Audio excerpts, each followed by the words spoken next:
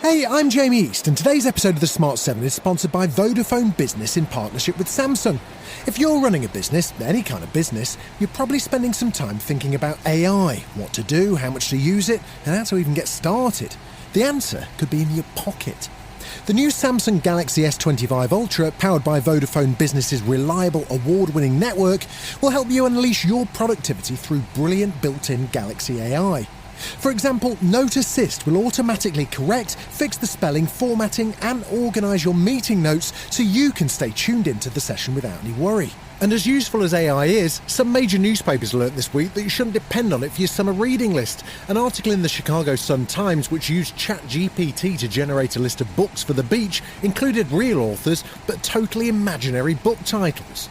Getting back to the Samsung Galaxy S25 Ultra, to take advantage of all the features and change the way you do business, you'll need a Samsung account and a network connection. To find out more, search Vodafone Business Samsung, and for network verification, go to vodafone.co.uk/network.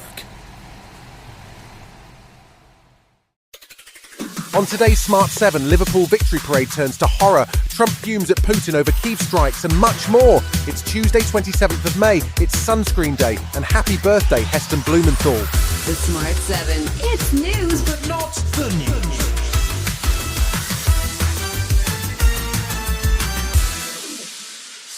Monday saw celebrations across the UK as Arsenal's women, Crystal Palace and Liverpool Football Club all held parades and celebrations for their respective victories during the football season. Thousands of Liverpool fans had gathered in the city when at around 6 p.m. there was an unexpected and violent incident as a car appeared to ram fans on Water Street.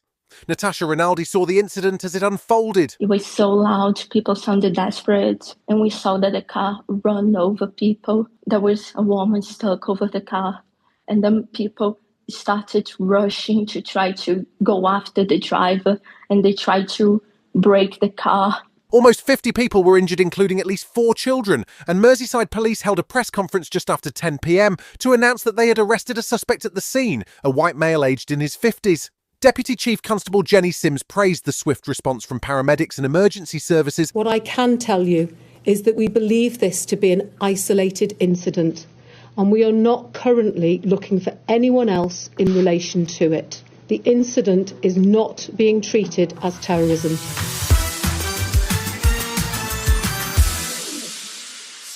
Russia spent the bank holiday weekend launching wave after wave of drone and missile strikes at Ukrainian cities. Monday saw at least 350 drones and 9 cruise missiles fired at Kyiv and cities across Ukraine, with at least 6 people killed. US President Donald Trump spoke to the press on his way to Memorial Day commemorations, and he was sounding increasingly frustrated with Russian President Vladimir Putin. I'm not happy with what Putin's doing. He's killing a lot of people, and I don't know what the hell happened to Putin. I've known him a long time, but he's sending rockets into cities and killing people, and I don't like it at all. Trump also posted on Truth Social fuming about Ukraine and describing the conflict as Biden's war. His mood won't have been helped by the Kremlin attributing Trump's remarks to what it called emotional overload, while Putin was back putting the blame for the war on Ukraine and its European allies. You see, it was not us who organized the coup in Ukraine. We were told all the time that there should be democracy, elections. They, the West, organized a coup as if that's the way it should be done. A bloody one, at that.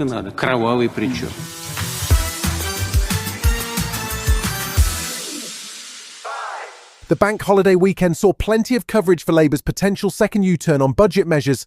Prime Minister Keir Starmer announced last week that the government are going to review the winter fuel allowance measures introduced last year and potentially broaden the list of those entitled to claim it. Now, there's persistent talk about a lifting of the 2-child benefit cap, although that has been costed at about £3.4 billion, and it's not clear how it would be funded. Deputy PM Angela Rayner was avoiding committing to any detail on either measure when she spoke to the BBC on Sunday. Well, I think that we've got the upcoming spending review, and I'm sure that the Chancellor will set it out when we've got the opportunity. At the first opportunity, she will set out what we'll be able to do. I hope so, but I don't know. But I hope so.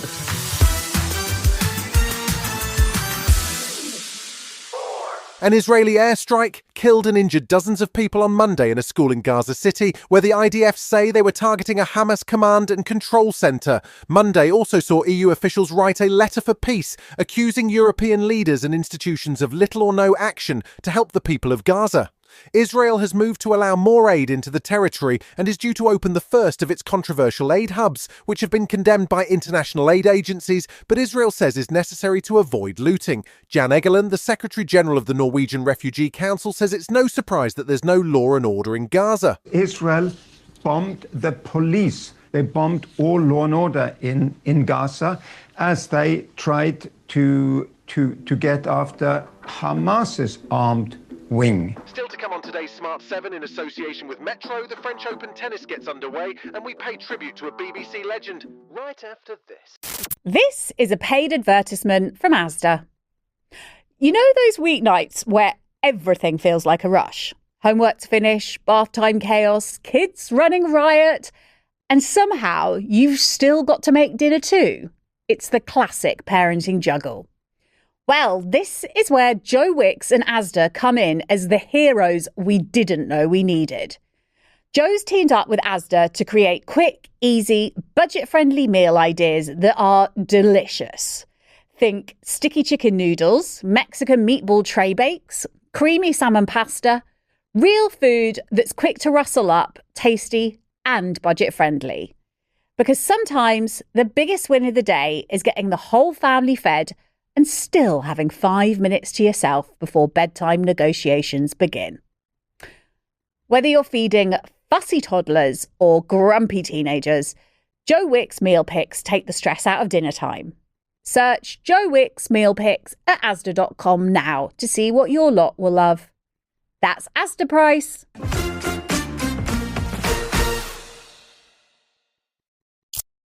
Welcome back.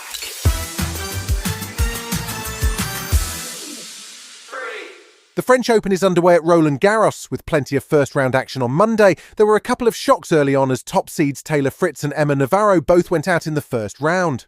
There was better news for the Brits on day one as newcomer Jacob Fernley beat Stan Wawrinka, while Katie Boulter won her match against Carol Monet. Emma Raducanu had mixed news as she beat Wang Xinyu, but will now face four-time champion Iga Swiatek in the next round. There was also an emotional farewell to Rafa Nadal, who has won the tournament 14 times. He was joined on court by his former rivals, Roger Federer, Novak Djokovic and Andy Murray. We show the world that we can fight as hard as possible, but in a good way, being good colleagues and respect each other very well.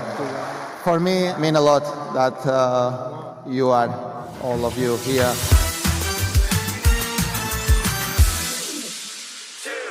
Gillian Anderson and Jason Isaacs have teamed up for an intriguing new film based on a real-life memoir called The Salt Path.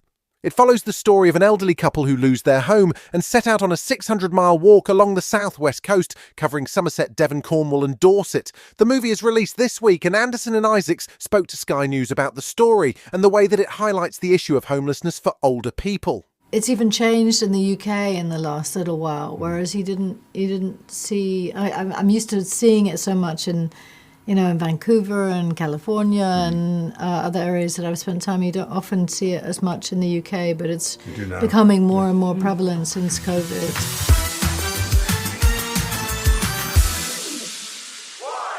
The death was announced on Sunday of BBC presenter and former senior executive Alan Yentob. In a career spent at the BBC, he was controller of both BBC One and BBC Two, director of television and the head of music and arts, amongst other titles. He was responsible for commissioning groundbreaking shows like Have I Got News For You, Absolutely Fabulous, and the now legendary Colin Firth version of Pride and Prejudice. His wife Philippa paid tribute to him, describing him as curious, funny, annoying, late and creative in every cell in his body. He was unusual for a BBC senior executive in that he also presented shows for the corporation, including the arts documentary series Imagine. Author Salman Rushdie had fond memories of him, including filming a scene for satirical comedy show W1A, which saw him and Yentob arm wrestle. Rest in peace, Alan. It was his idea. I mean, I was in here in the building to do an interview for I forget which book of mine. And Al said, can you just sit in here and somebody sort of opened the door with a camera and we could be arm wrestling. It's amazing. This sequence was maybe 15 seconds long. Seems to have really captured people's imagination.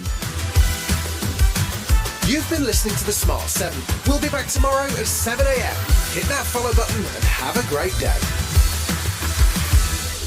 Give us 7 minutes. We'll give you the world. Did you know that foreign investors are quietly funding lawsuits in American courts through a practice called third-party litigation funding? Shadowy overseas funders are paying to sue American companies in our courts, and they don't pay a dime in U.S. taxes if there is an award or settlement. They profit tax-free from our legal system, while U.S. companies are tied up in court, and American families pay the price, to the tune of $5,000 a year. But there is a solution. A new proposal before Congress would close this loophole and ensure these foreign investors pay taxes, just like the actual plaintiffs have to. It's a common sense move that discourages frivolous and abusive lawsuits and redirects resources back into American jobs, innovation, and growth. Only President Trump and congressional Republicans can deliver this win for America and hold these foreign investors accountable. Contact your lawmakers today and demand they take a stand to end foreign-funded litigation abuse.